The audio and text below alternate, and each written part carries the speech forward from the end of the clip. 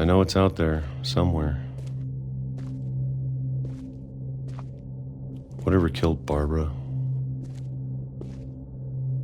and Molly and Calvin.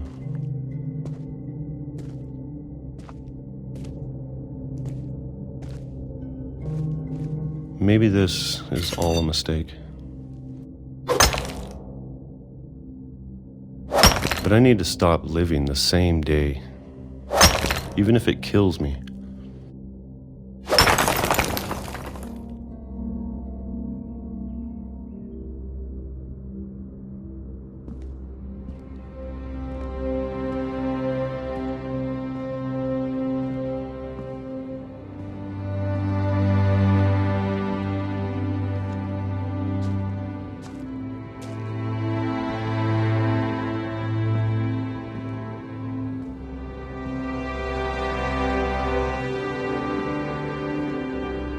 Whatever's out there, I want you to know I'm ready for it. I'm going to appreciate all of it, especially the food. I don't mind if I only have a year left, or a month, or a single week.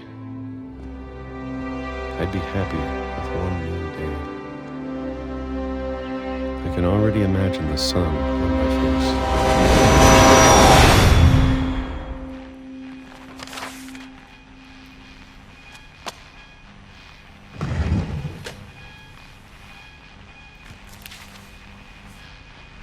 Walter died when I was 6. I can't believe my mom never told me he was down here.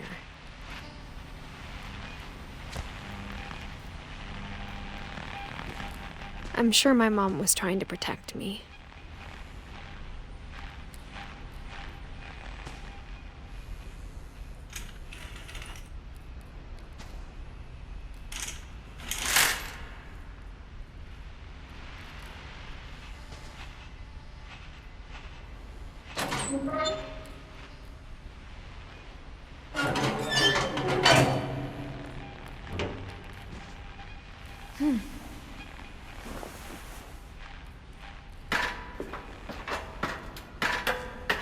Maybe she was afraid I'd end up like Walter. But if she never told me about an uncle under the house, I can only imagine what else she was hiding. I don't want to make the same mistakes she made.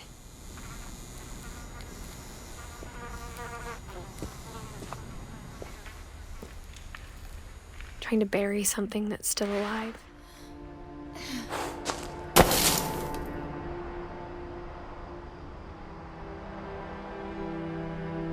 Now that there's only one of us left, or maybe 2,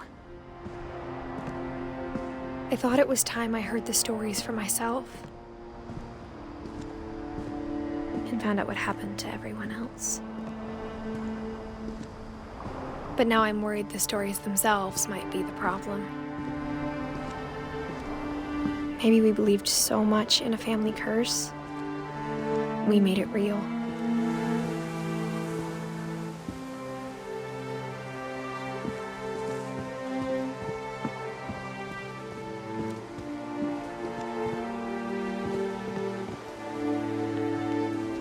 I don't know if I should even be writing this.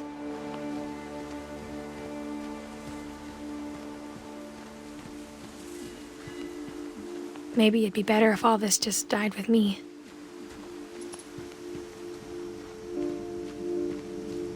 But I thought you should know about your family.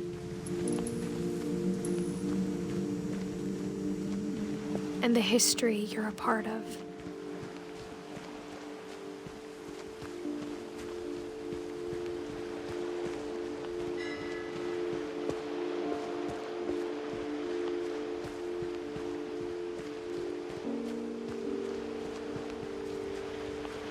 Though to be honest, I feel as lost as you probably do right now. I think the people in these stories believed them, for what that's worth.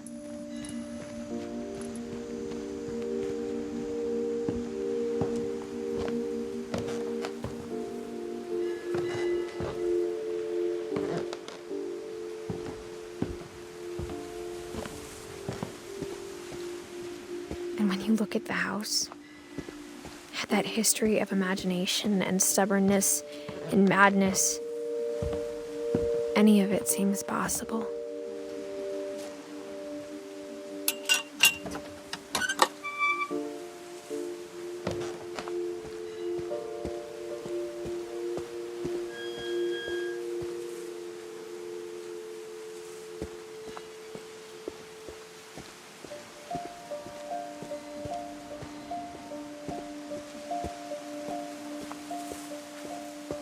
I think we've been surrounded by death for so long, we've just gotten used to it. What kind of family finishes building a cemetery before starting the house?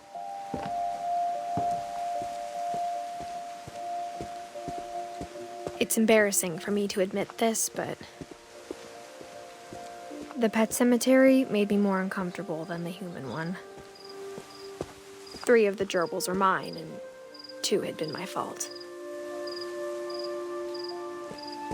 Sven built the house, but it was Edie who designed the cemetery.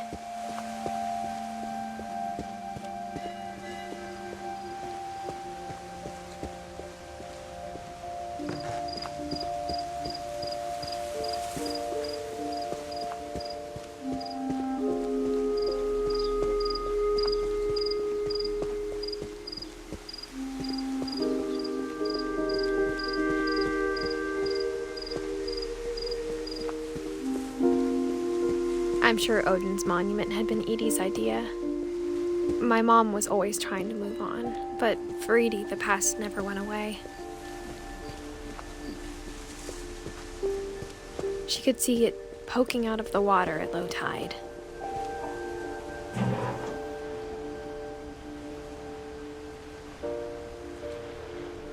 Edie said she dreamed about the old house every night.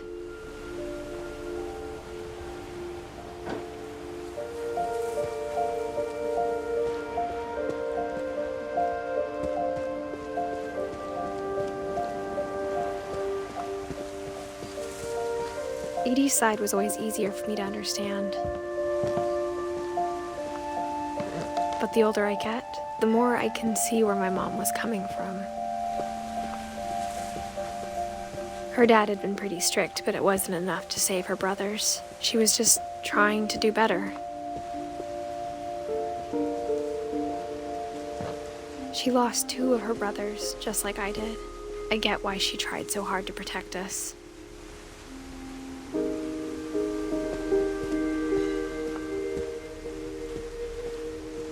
There's so many things I wish I could ask my mom now. Part of me thinks this is what she wanted all along. For me to come back someday and find everything out for myself.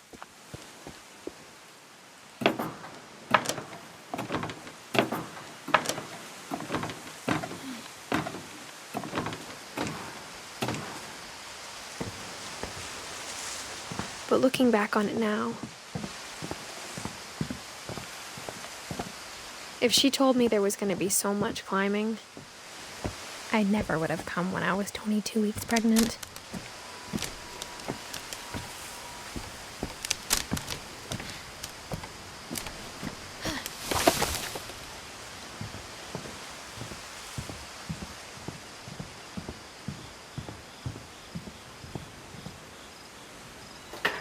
I never met Grandpa Sam, but I think he and my mom had a lot in common.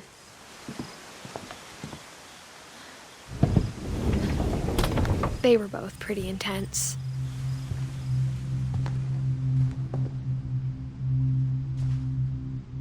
Sam spent his life shooting photos, but Mom said he got nervous being in front of the camera. I guess we're all afraid of something.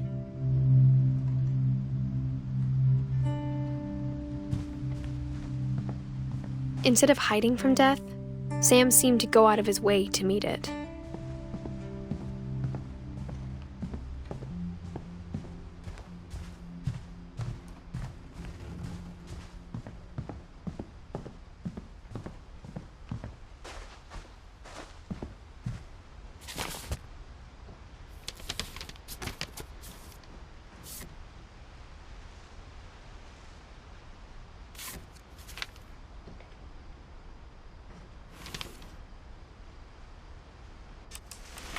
Dawn, I promise, you'll never forget this weekend. Yes, sir. These memories are gonna last a lifetime. Am I gonna have to shoot anything? It's a hunting trip, Dawn. Shooting is strongly encouraged. Shouldn't we be leaving? Just want to get a shot of you, Dawn, then we can take off.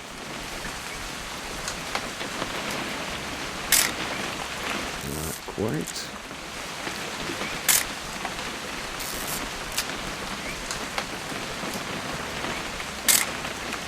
I'm over here, Dad.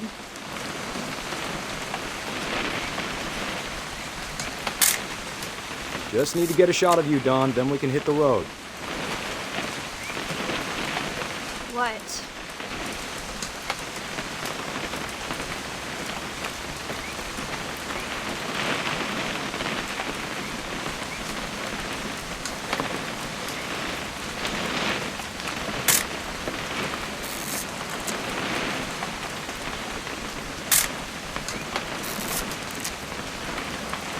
It's too early, Dad. Perfect. It's gonna rain the whole weekend, isn't it?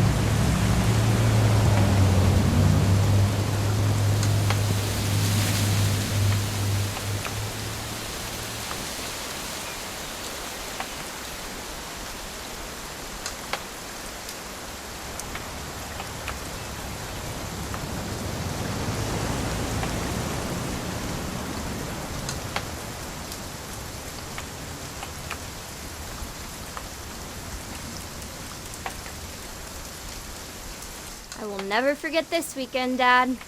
That's the spirit.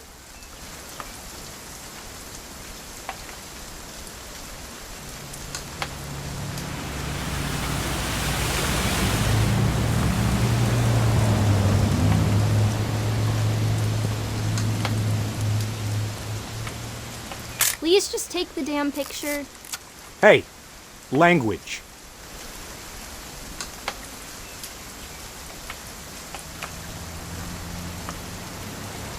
Smile, Dawn.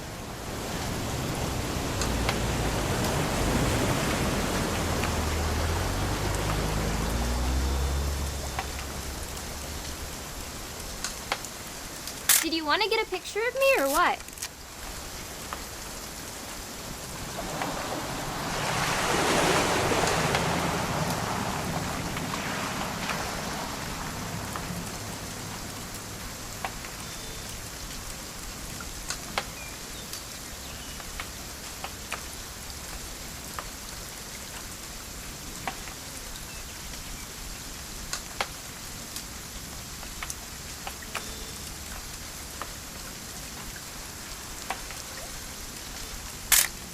Okay, got it. I'm gonna take some pictures, okay? Just be careful. That camera's older than you are.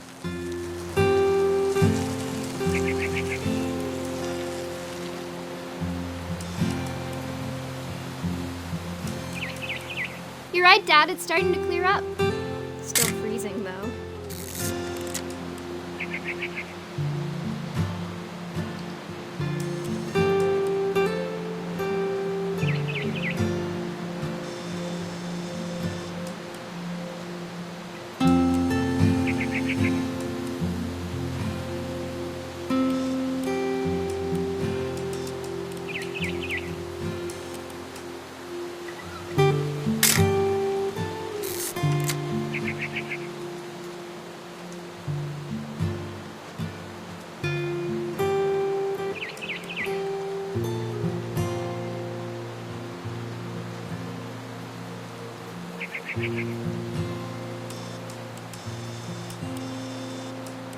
Definitely should not have drunk all that coffee.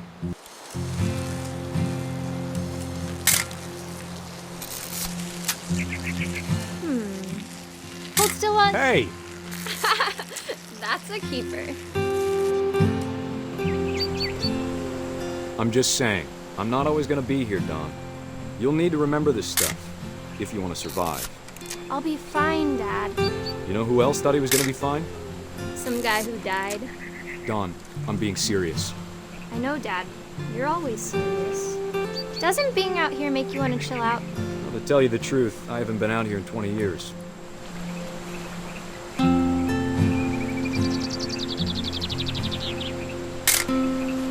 Don, don't you think you could find something more interesting to photograph?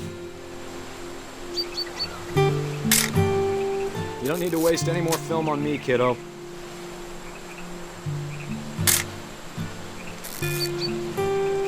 Last time I was with my brother Calvin. Man, that was a great trip. Your grandpa Sven taught us how to fish. Dad! Good eyes, Don.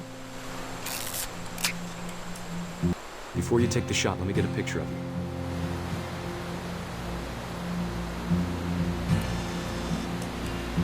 Dad, I... Let me get behind you. Do I have to do this? Don, you don't have to do anything. But if you want to survive, you Great shot, Don!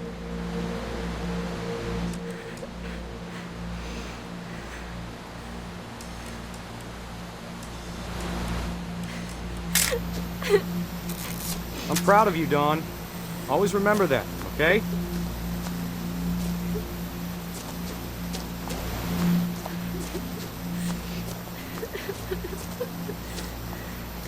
Sorry, Don. Just gotta reset the timer.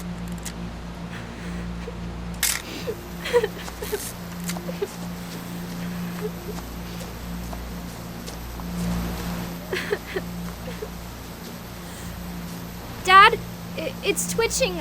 I think That's it's totally normal, Don. Just focus on the camera. Try not to think about... Dad!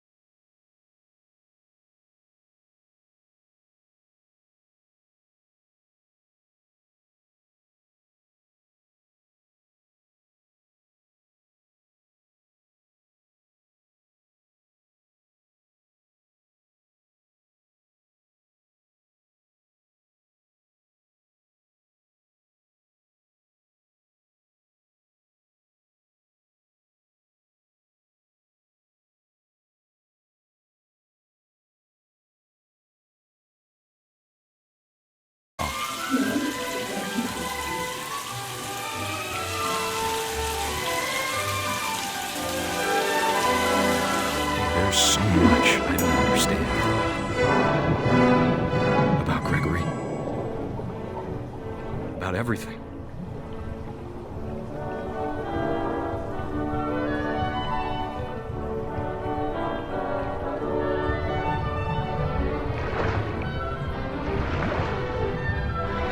But I know what happened wasn't your fault.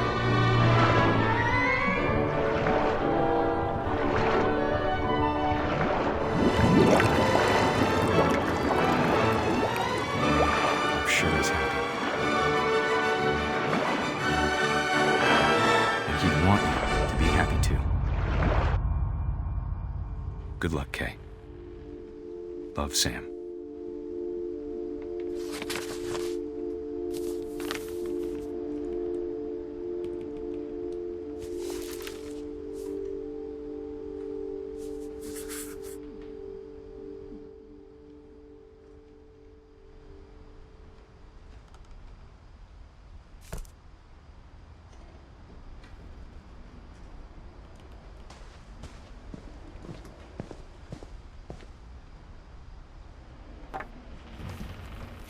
A poem for Gus, who always said the wedding was a bad idea.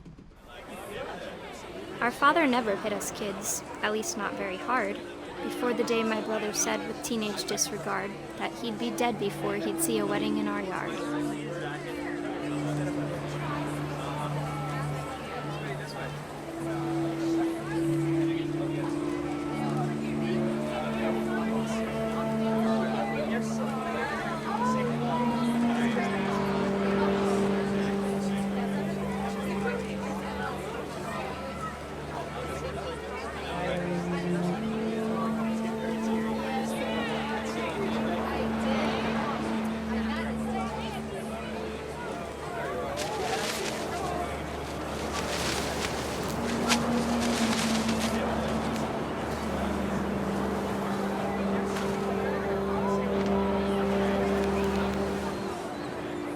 My father made him come, of course, but Gus stood far apart, just flew his kite and bottled up the storm inside his heart.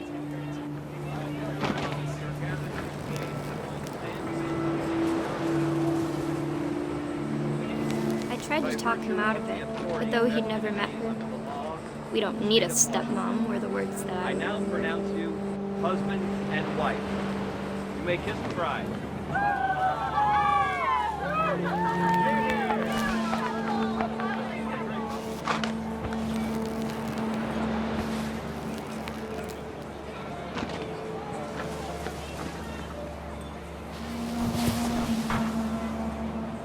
When the time for photos came, Dad ordered him to come here. But Gus declined, and as a sign held up his middle finger.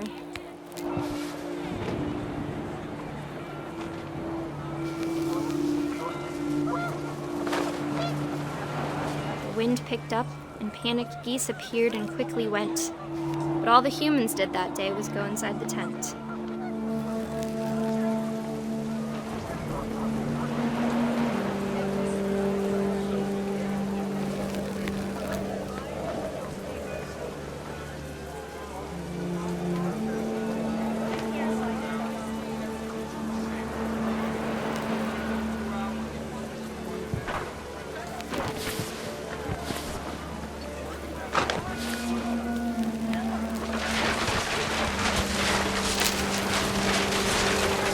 Rain came down in buckets then, but no one seemed afraid that nature might destroy the tent our dad had crudely made.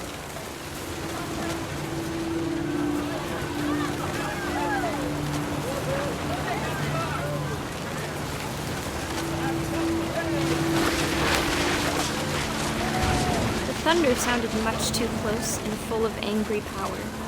But all my father said to this was, "Make the music louder."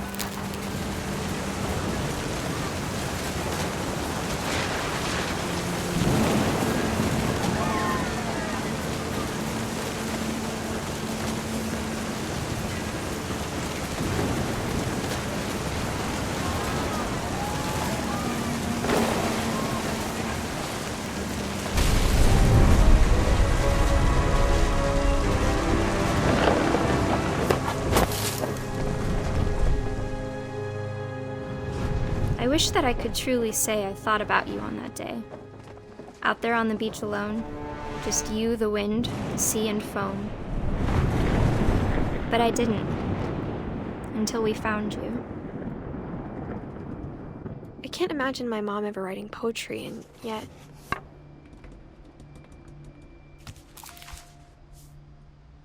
She never talked about him, but Mom told me once if I was a boy, they were going to name me Gus.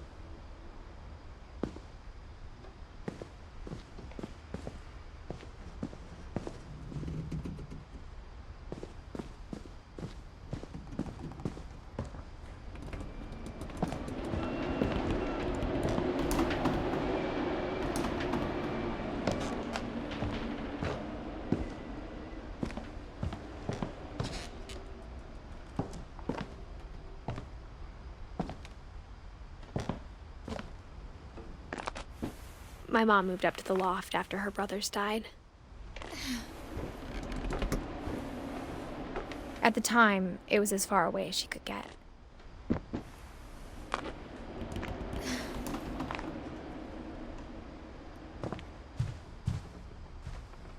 She spent a summer building houses in Calcutta, where she met my dad, Sanjay.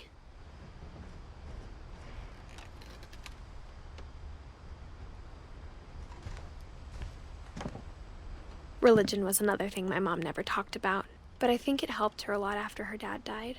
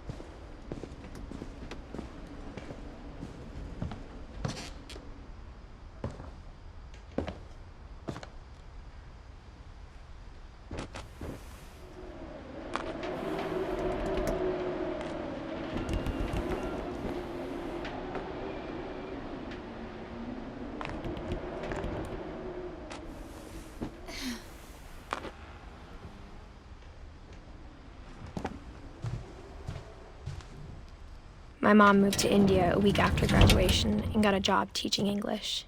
Louis was born a year later.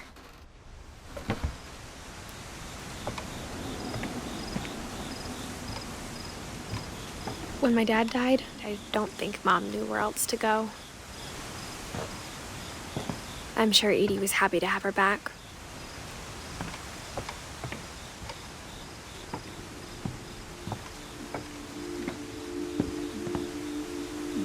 The house had to get a little bigger, but Edie was used to that.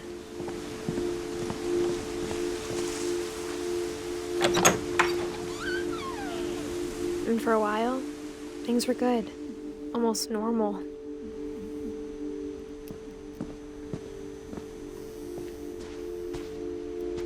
But it didn't last.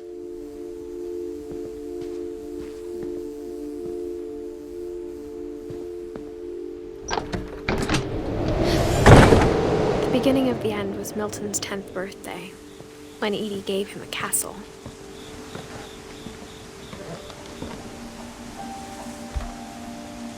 After Milton disappeared, the only thing he left behind was a room full of paintings.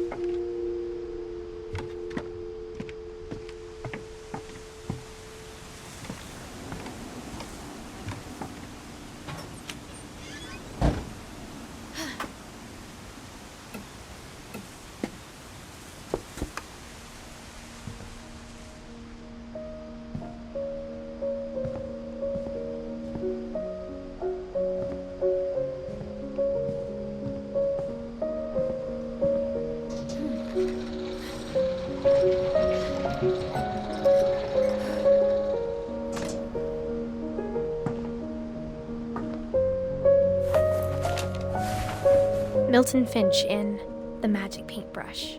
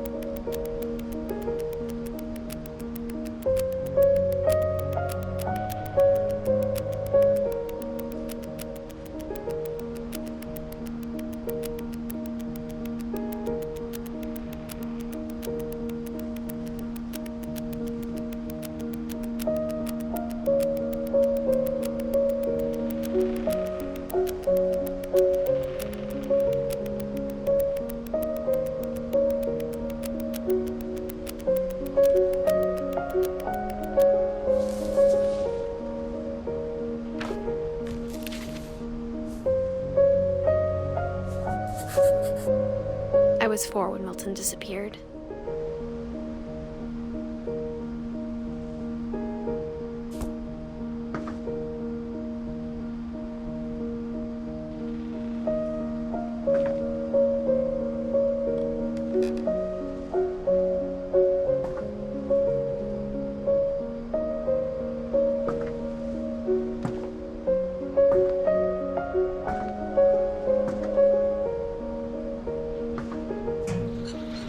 Mom spent months searching for my brother. Then she sealed the doors.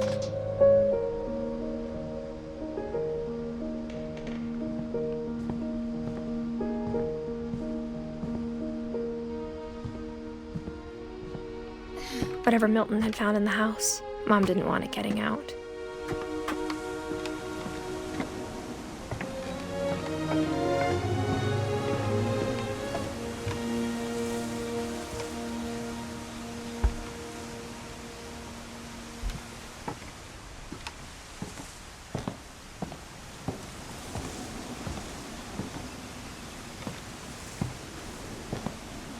Mom definitely blamed Edie, but I think Louis blamed himself.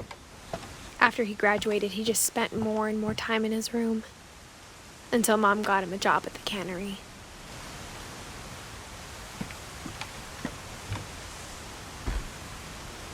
Everyone always told me to stay out of Louis's room, except Louis.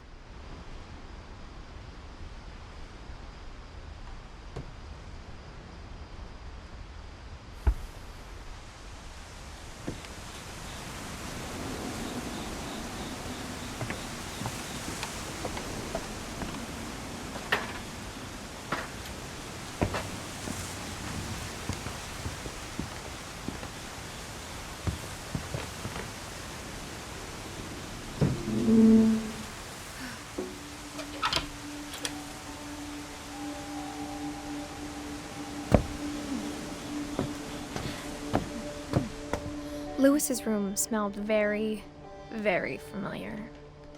That part of him lived on.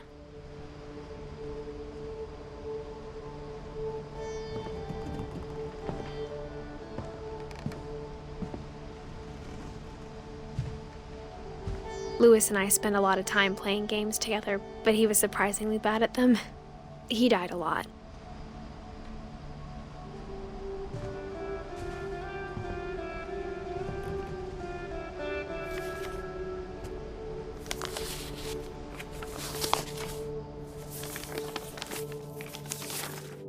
Dear Mrs. Finch, as Lewis's psychiatrist, I can understand your desire for an explanation. As I see it, the trouble began in January, shortly after we convinced your son to seek treatment for substance abuse. Newly sober, I believe Lewis first noticed the monotony of his daily life.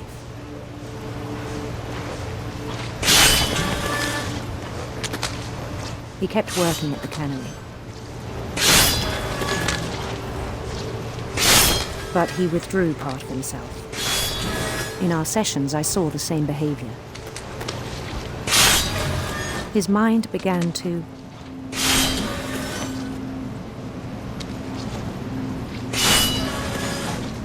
wander.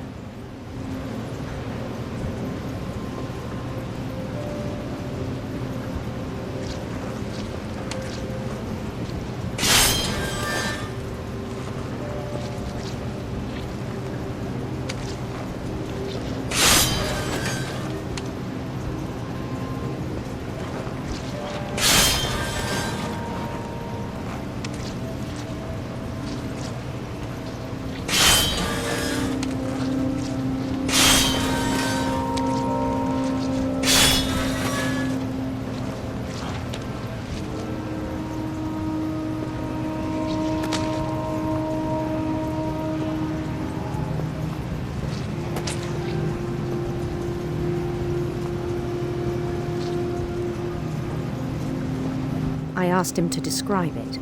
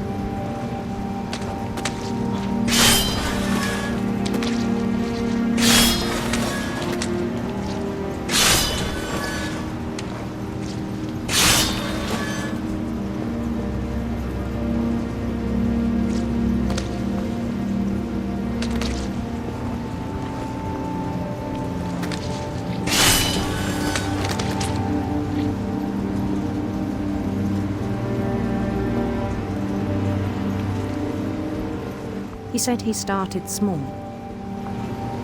imagining a labyrinth. He'd feel his way about. Then something moved. Bats. And toads.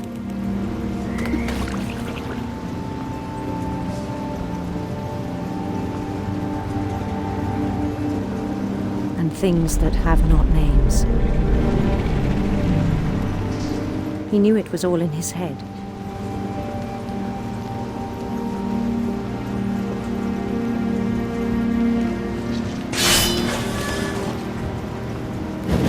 took it very seriously. I had hoped he'd find himself.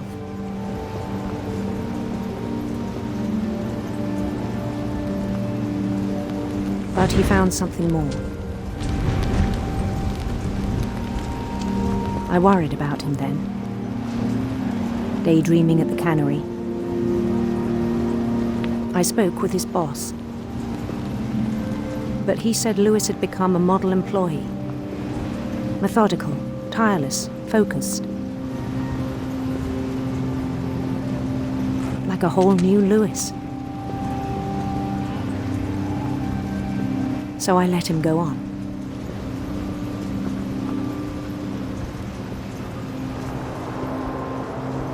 I even encouraged him. It seemed very promising at first. He told me he'd made a new friend.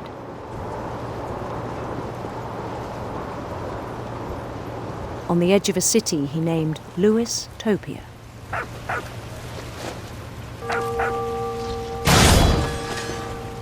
He built the city up slowly, brick by brick. Then he made musicians.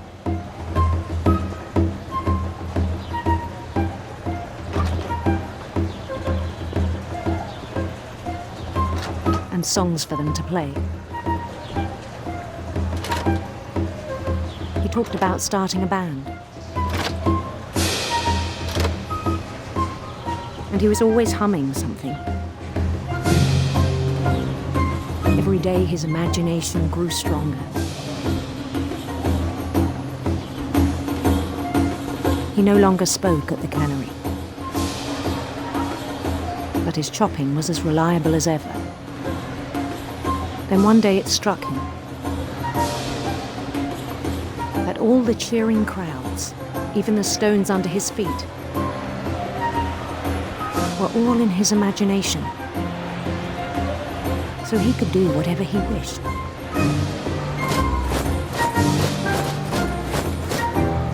He held an election for mayor. And he won. They begged him to stay, but his mind was already wandering. It became a game for him.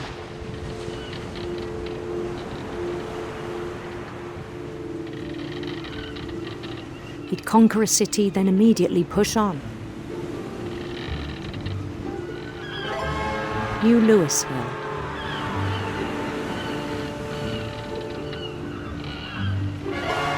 St. Louis.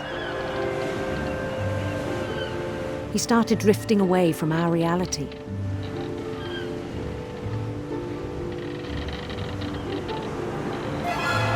Minneapolis. Until one day he forgot to go home from the cannery. Even as his mother pleaded with him, part of Lewis kept sailing on.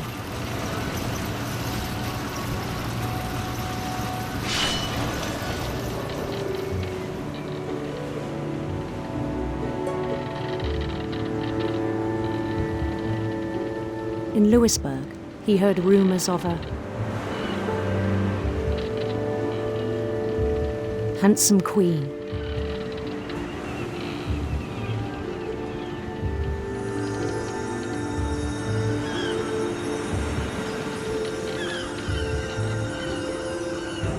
The queen was on her own quest for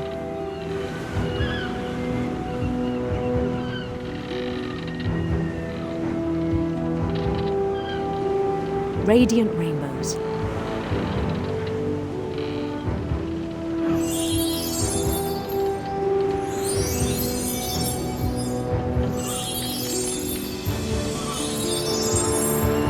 He followed the sound of her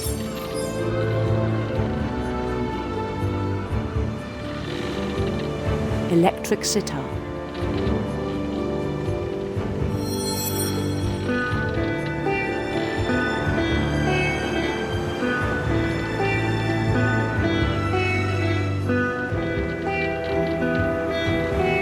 His chase led him to a golden palace east of the sun and west of the moon. Even then, his logic remained sound. He knew the world was all in his imagination.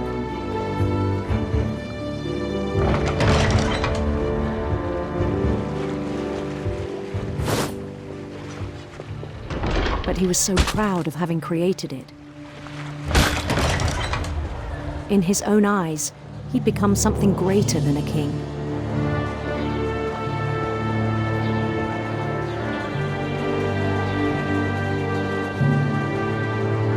For someone who'd never known success in the real world, I think it was overwhelming. And then it struck him that the real Lewis was not the one chopping salmon, but the one climbing the steps of a golden palace.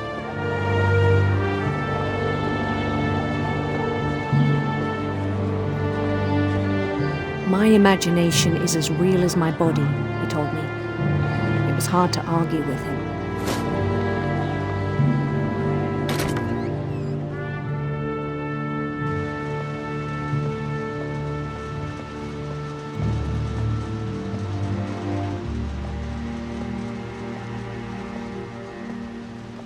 He began to forget the world we know.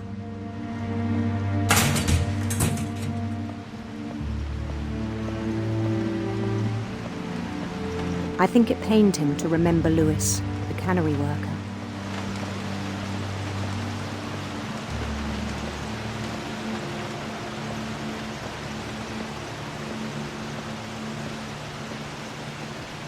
He began to despise the man with a royal contempt.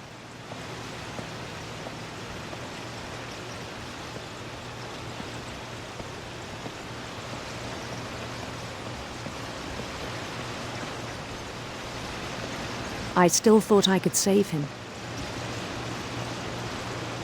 Even after he said he was being crowned king over all the lands of wonder.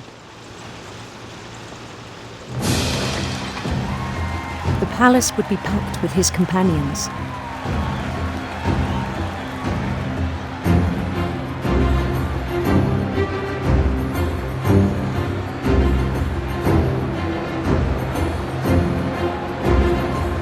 Including the wise Calico who'd insisted on advising him.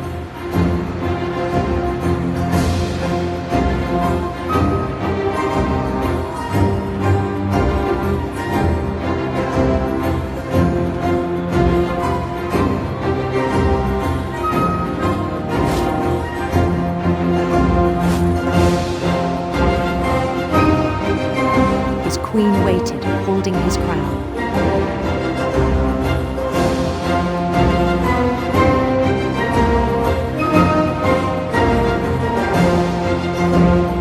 There was only one thing left to do.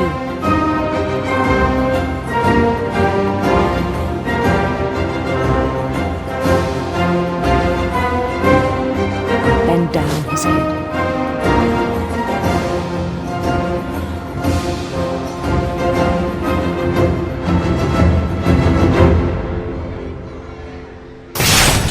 And the rest I think you know. Mrs. Finch, your son was a kind man who will be missed by all of us who knew him.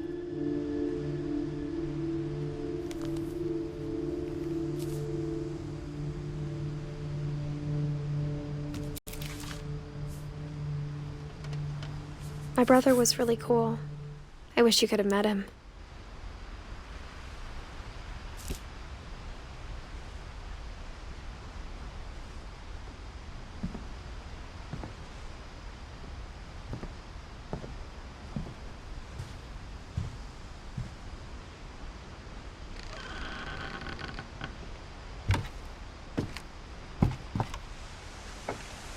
On the way back from Lewis's funeral, my mom told me to start packing.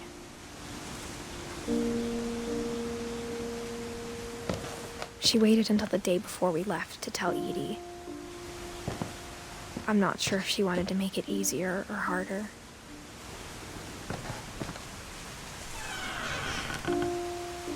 I wish we'd stayed.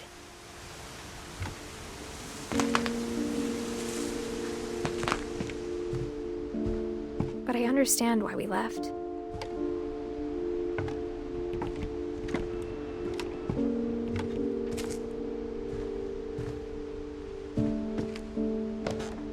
My mom ended up leaving everything behind.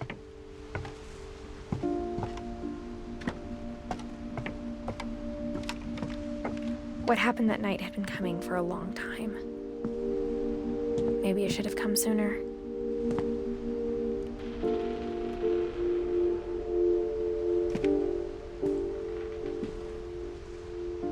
But it had to end one way or another. All that's left now is to tell you about that last night.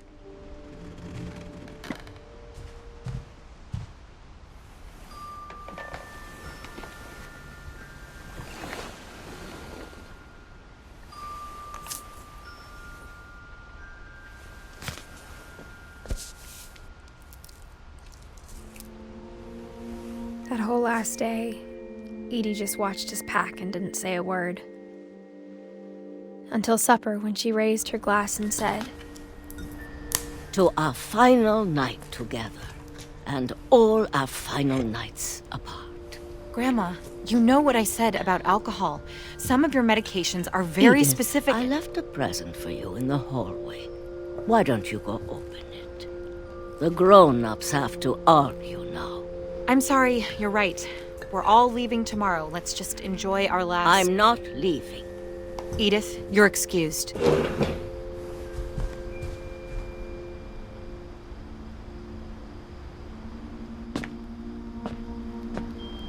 the power had been shut off that morning, but Edie always had plenty of candles. When my mom sealed the library, I don't think she knew about the other entrance. Or that Edie had a key to it.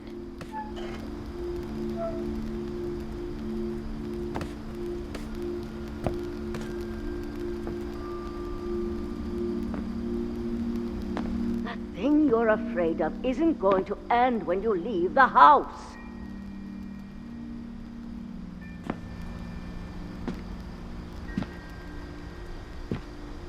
Edith has a right to know these stories. My children are dead because of your stories. I think it's best if Edith and I leave tonight.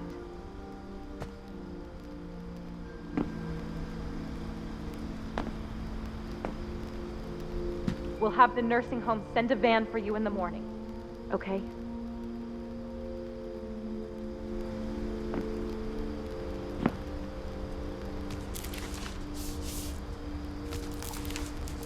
Dear Edith, there's so many stories I wish I could tell you, but there's only time for one. This is about what happened on the night you were born.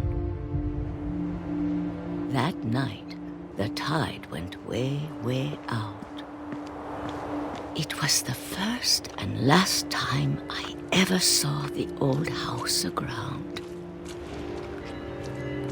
There'd been an earthquake out in the middle of the ocean. They called it the lowest tide in 1,000 years. God, it smelled awful. You know, I've seen that house every day of my life.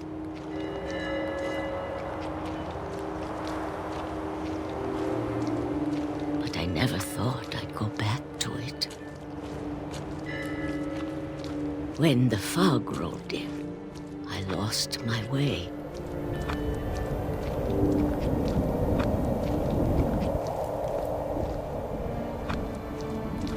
I got turned around.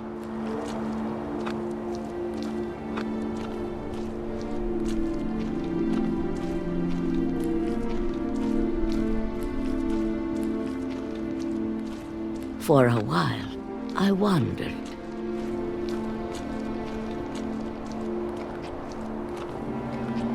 I started seeing things.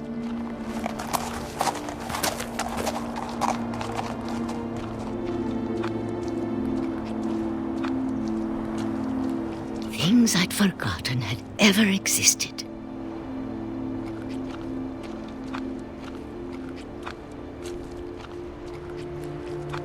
But when I saw them, they felt like old friends. That night, a lot of things came back to me.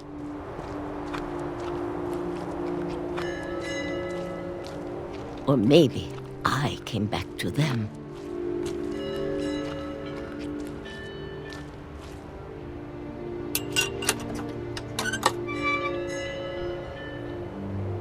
things I can't explain, but that I need you to try and... Edith, what are you doing in here? It's mine. Edith! Mom, you're gonna rip it! Let go! I kicked and screamed, but Mom dragged me to the car. I never saw Great-Grandma Edie again. The next morning, the van came to pick her up, but she was already gone. After that, we moved around a lot.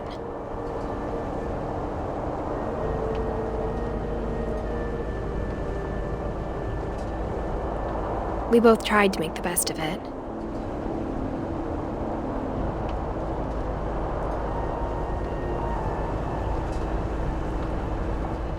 A few years went by.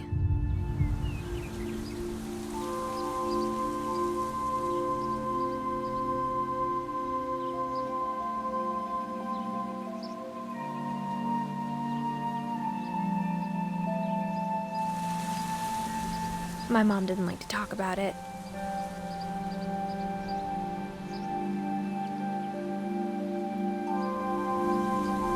But she started getting sick a lot. The rest happened pretty quickly.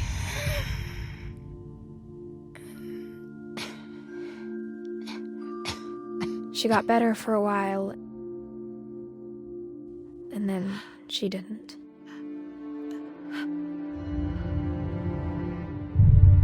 And then I was alone.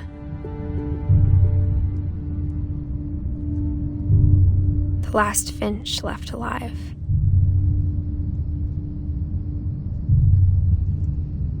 Until I found out about you.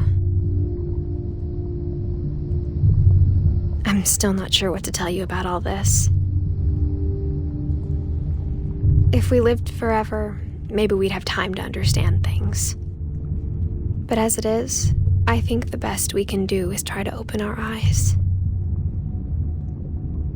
and appreciate how strange and brief all of this is.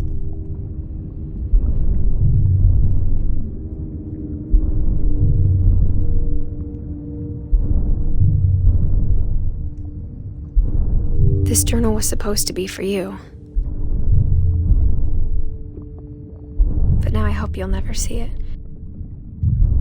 I just want to meet you and tell you all these stories myself. But I guess if you're reading this now, things didn't work out that way.